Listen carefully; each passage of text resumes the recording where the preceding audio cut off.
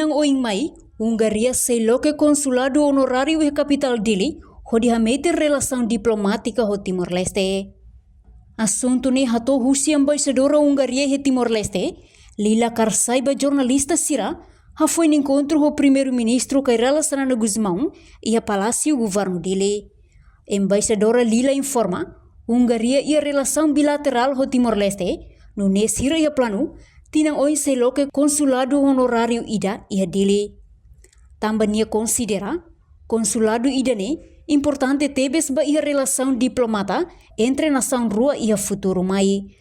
Also, we plan to open an honorary consulate here in Timor, hopefully this year or maybe next year. We are right now preparing for that, and I think this is also very important in the diplomatic relations that we have another step closer to strengthen our bilateral relations.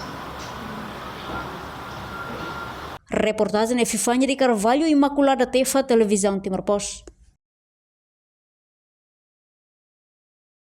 Janela informação ba emohoto.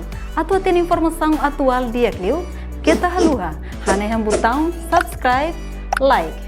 Halo comentário no fahe tutang ba media sosial hotu.